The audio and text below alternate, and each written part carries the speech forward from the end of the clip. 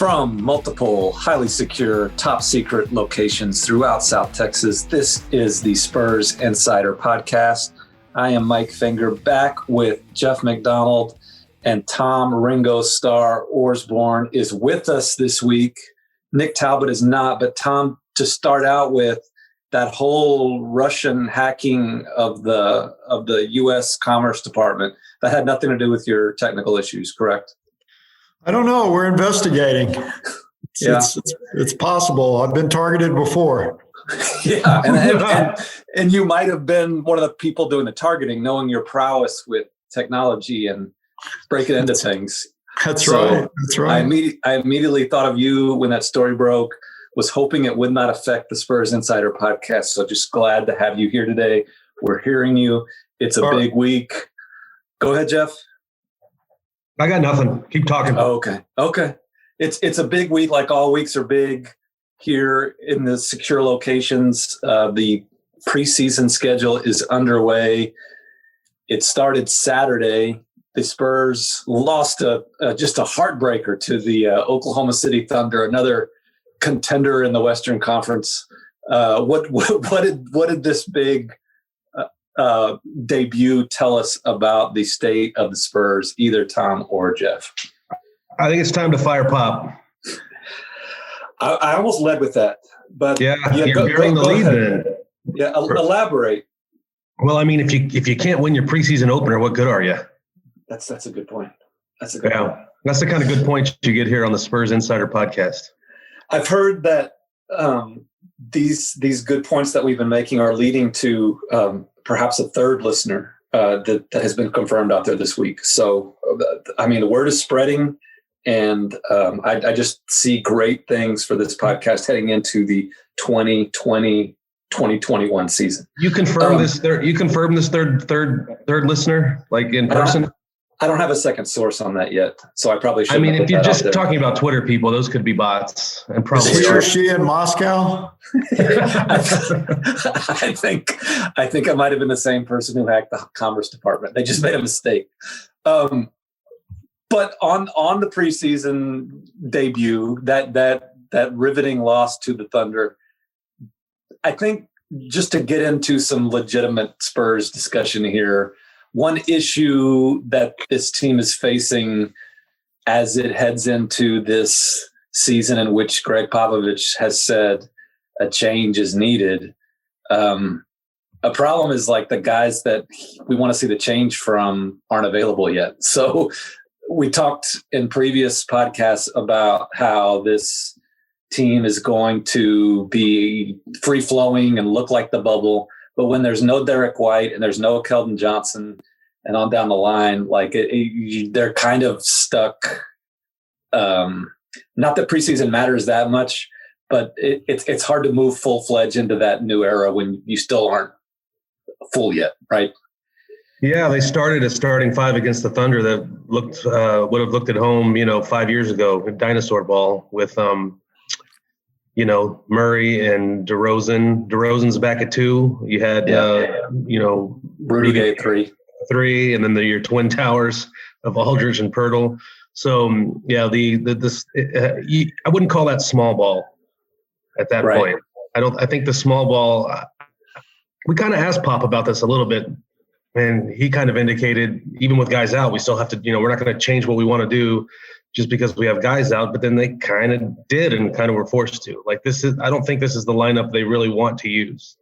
But it's with those two guys out that you mentioned, plus Lonnie Walker coming back, he had been limited in practice with a back injury heading into that game. I think your hand was kind of forced to play a lineup that I don't know that we're going to see a whole lot once everybody's healthy or if everyone's healthy. Right. I mean, it just seems like all the issues that the Spurs have faced over the year, they finally decided they're going to do this new thing, and something else pops up where they can't do it yet. Rudy Gay, we could see at 5 this year, right? I mean, that wasn't that outrageous to think that he'd be the biggest guy on the floor at times, and now he's back to playing 3 just because there's nobody else available. And I don't know how much of a long-term effect that has on a season when you can't play the guys you want to play in the preseason. I mean, other teams are dealing with it around the league too. But it's got to be frustrating to a degree to not be able to kind of get going all the way on this stuff. Tom, anything? Yeah, absolutely. It's, the thing that I'm wondering about is Derek. We know that Derek White had the off-season surgery on his toe. Quindari had the off-season surgery on his knee. Keldon Johnson, though, correct me if I'm wrong, that foot injury hasn't been fleshed out yet. We just don't know much about that. And, he seems like such a big part of what they're hoping to do after his performance in the bubble. So, I'm just wondering about his status. And I asked Pop for an update before Saturday's game, and he had none to give. Were you shocked by that, Tom? I was not shocked by that, but still, I'm just wondering about him and what his situation is, how he got hurt, and when he'll be back. It's a good point. I mean, the Spurs obviously are not the most forthcoming team in the league about injuries, and going back over it, this could be a minor thing that is just a bone bruise or whatever, and I'm completely speculating there, and he could be fine in a month. But I mean, this is the same organization that started out 3 years ago, however long ago it was. Time runs together. In September and October, that Kawhi Leonard was just kind of dealing with something that would keep him out for a week or so, and that led to what everybody has heard about over and over and over again. So yeah, I mean, it's hard to hear any report of a key guy being out and not at least have some kind of question or concern about how serious it is. Yeah, everything's colored now by what happened with Leonard, but Pop did fill us in on Lonnie Walker unsolicited. That was purely coming from him, which was kind of a out of character that he let us know about the back injury, and right. That obviously isn't serious because he's back, and but still, you just wonder about Johnson. Rudy Gay talked a little bit about him after the game, comparing him and Devin and what they can do together defensively. They're two different styles of players, but throw him into the mix along with Derek White and DeJounte Murray. It's a pretty stiff perimeter defense, which is what they lacked in the early going against Oklahoma City. They were a step behind pretty much all of the first half. Not to go too inside baseball on the injury reporting aspect of this, but this is sort of where, the COVID times and what we're, doing everything by Zoom and remotely and not being at practice, not being on the event level of games, it really hurts the reporting aspect of this, because in prior seasons, you could have seen Keldon Johnson with your own eyes, walking around or not walking around. Is he in a walking boot? Is he not? Is he on crutches? Is he not? You could get a gauge of seriousness that way. You might bump into him in the locker room and be able to actually ask him in person, hey, Keldon, what's up with your foot? And possibly get an answer that way. None of those avenues are really available in this day and age, because we're doing everything from home basically, and you're kind of at the mercy of who the Spurs want to put on the Zoom. Like we've asked for Keldon Johnson, they're not going to put him on while he's injured. So you're kind of at the mercy of who you talk to that way and what kind of interactions you can have. This is something you could probably grab an assistant coach off to the side and hey, what's up with Keldon? And that is not something you can do in COVID time. So it's maybe a little inside baseball, a little behind the scenes, but that does it's more difficult to report that sort of stuff when you're not allowed to talk to people one-on-one and see it with your own eyes. And of course, we understand the reasons we can't do that. I'm just pointing out that it's difficult. Yeah, and in terms of the on-court product, when you have uncertainty about Keldon Johnson, that wouldn't necessarily be as big of a deal if you could play Derek White.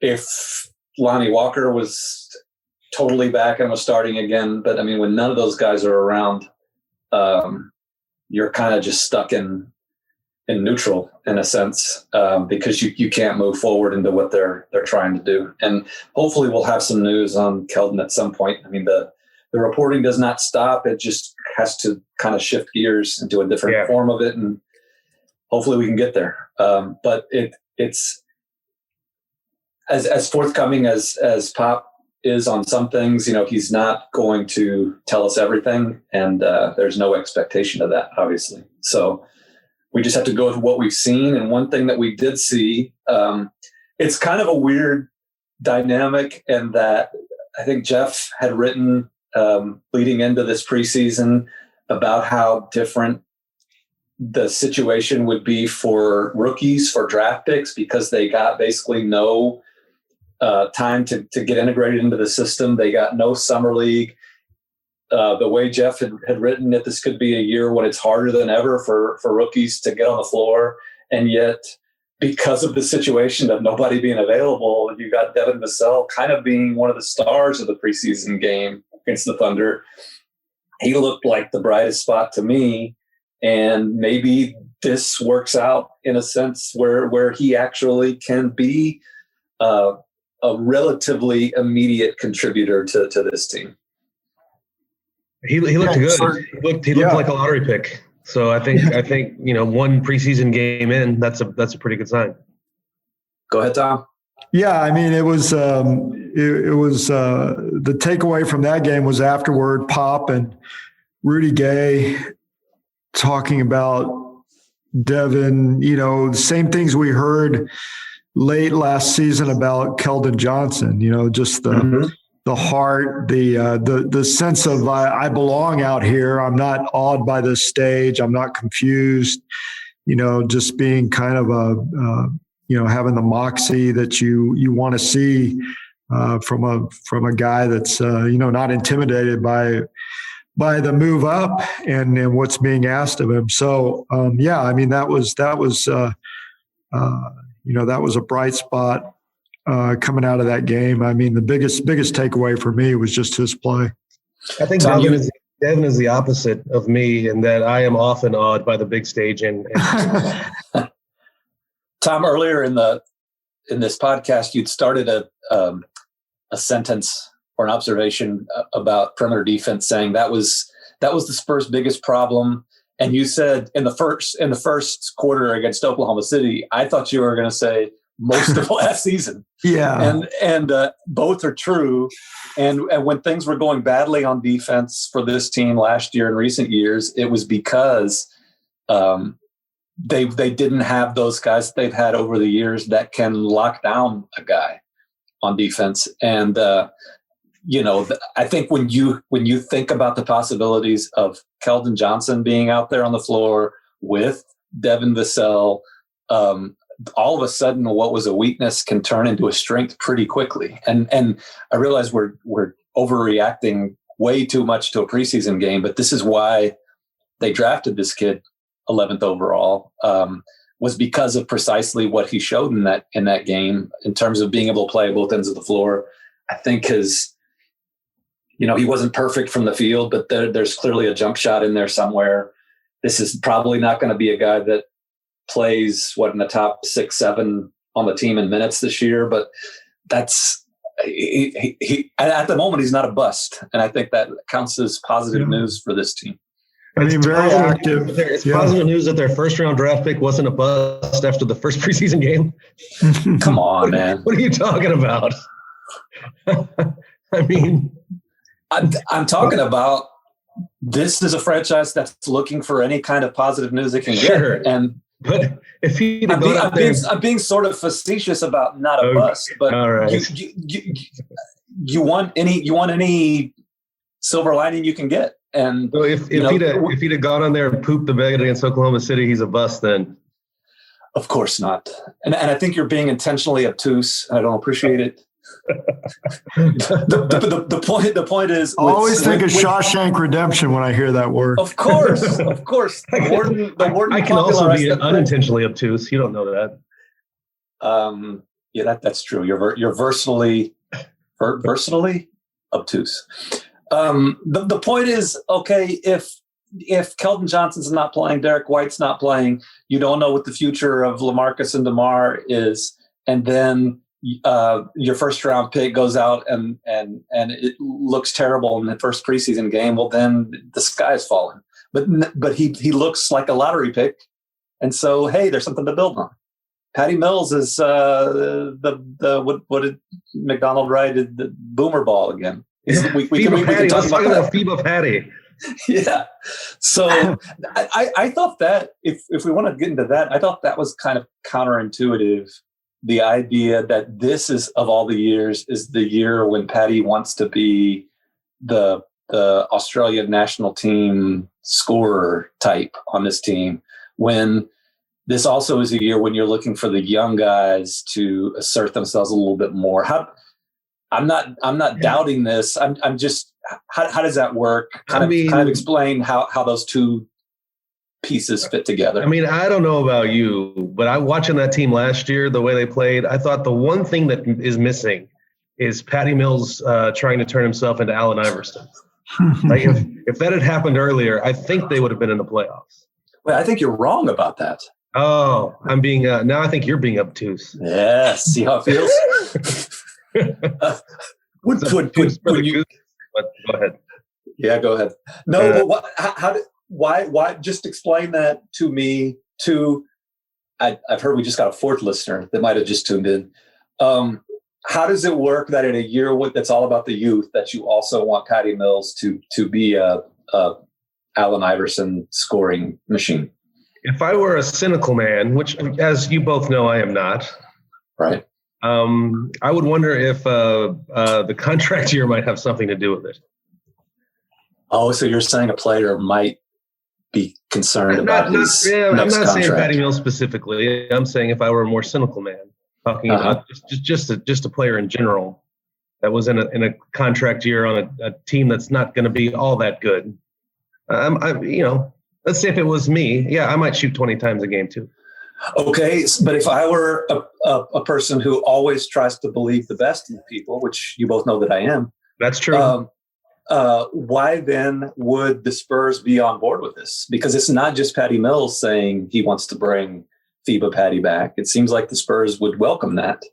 How does break it down? I know this is not your strength, but basketball X's and O's wise, how does Patty Mills coming off the bench, putting up shots, fit into what the Spurs are trying to build? I would like to see how it actually works out in practice. I don't mean in practice, but in games on the floor. I'd like to see how it works on the floor. And we did see one game of it against Oklahoma City, and he led the team in scoring, I believe, with 24 points. Yeah. I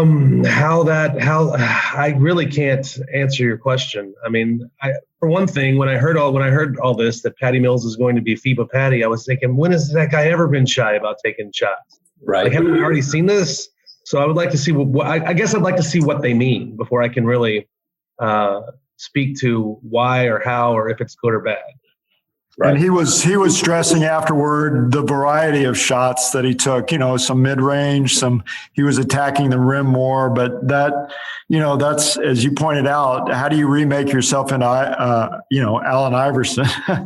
Do you really want to see him attacking the rim, more often? I don't know. There's a variety of shots, but I didn't see him shoot one shot granny style. So, right. Get back to me when he puts that in his repertoire. I think it's probably much ado about nothing. This is just the silly time of year when everything that somebody says on a Zoom is made into a huge story. I think Patty probably is who he's always been and will continue to be that person. And I mean, if he does average 20 points a game, I mean, that probably fits in fine.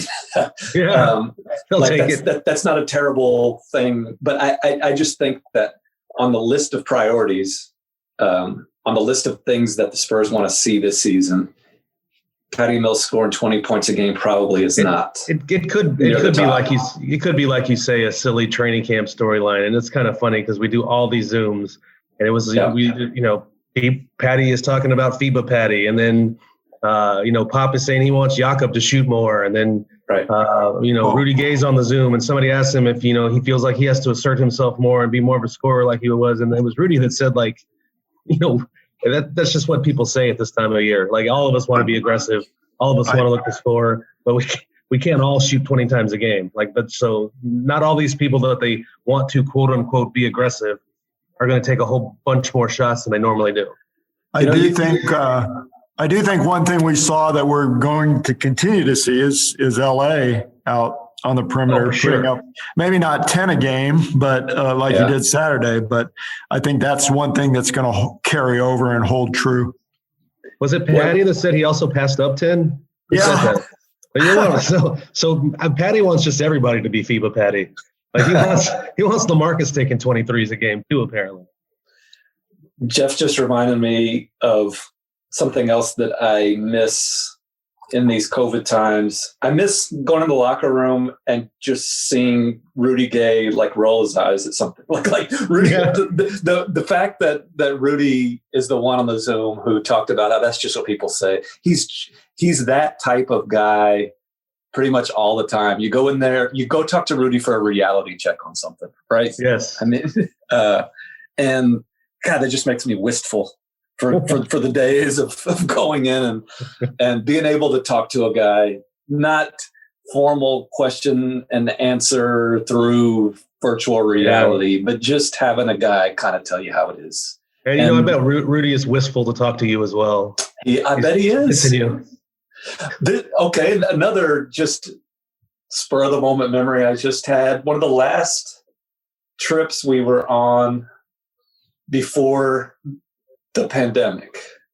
I remember being at a shoot around, and was this in Cleveland maybe? And talking and sitting next to the court next to Rudy, and I'd asked him about because the pandemic was coming and they were encouraging hand sanitizer. I remember they gave out hand sanitizer to people because they were afraid of what was coming. And I asked Rudy, "Are you afraid of talking to us now? You know, of the lowly reporters?" And he kind of laughed. And I said something like, "We can be pretty disgusting, right?" And he said, he said, "I've been in the locker room in locker rooms for 15 years. Y'all aren't nearly as disgusting as we are." So you just miss stuff like that from those guys. But that was a tangent that people love on these Spurs Insider podcasts. I mean, like we at last year and this year, we're never going to know which Spurs player thinks they could beat up Mike Tyson. That's not going to happen on a Zoom. So that's true. Tom mentioned the LaMarcus Aldridge thing, which is another kind of annual preseason ritual. We've been talking about LaMarcus Aldridge shooting threes for 4 years now, but I think it's as he proved midway through last season, it's legitimate now, and it's not a novelty thing. He's going to shoot them. I'm not sure that makes the Spurs into something great or vastly different, but it's got to be at least moderately encouraging to know that he is continuing to embrace this style of play, right? Yeah, it stretches the floor, and back to Keldon Johnson. Want to see him penetrating, and Derek White, and certainly LA being a threat out there is going to help in that department. Jeff's been quiet for far too long. Oh, I was making lunch. No, I'm kidding. I think it works for the Spurs, and it works for LA too. I mean, he's getting to the, not to call him old, but he's 35. Like we're definitely in the twilight years of the LaMarcus Aldridge NBA career. It's probably a way for him to stay relevant and continue to get work even as he gets older. If he can knock down those three balls and take them at a decent enough clip. He took more than he'd ever shot in his life last year. And the Spurs would like him to do that more, and I think he's amenable to it. So I think it'll work out for both sides. It probably fits into your just horribly cynical take from earlier about guys in their contract years, because LaMarcus is going to be looking for a new gig after this season too, and it probably would not hurt him to show some versatility, some willingness to play the modern game. So, and by the way, like that's not a bad thing for teams to have guys motivated to earn new contracts. That works well for both sides. The Spurs got 4 of them. Yeah. Is this Talbot guy joining us legitimate, or is this a Russian? I don't know. I'm here, but I have the only thing I know you're talking about now is LaMarcus Aldridge shooting a lot of 3-pointers. That's true. We discussed earlier. Can we go back and start over? And we discussed earlier, and you might have been a part of this too, Nick. But Tom denied responsibility for the hacking of the State Department, and I know that he was one of the chief suspects there because of his online prowess and his ability to manipulate. I do know where Foggy Bottom is, though. Do you? I can find it on the Metro in DC. I mean, good. And he denied it, but isn't that what you would do if you actually did it? Of course you deny it. That only makes me suspect him more. Yep, it only makes me suspect him more. While we have a pause in the action, every one of these Spurs Insider podcasts, we're supposed to note that if you want more of this insightful commentary, you can go to expressnews.com. You can subscribe to the Spurs Nation newsletter, where there's lots of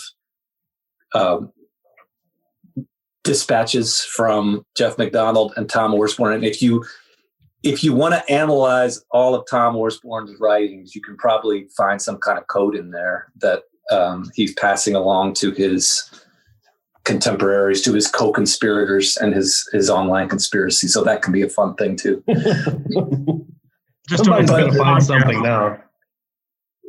What's that, Jeff?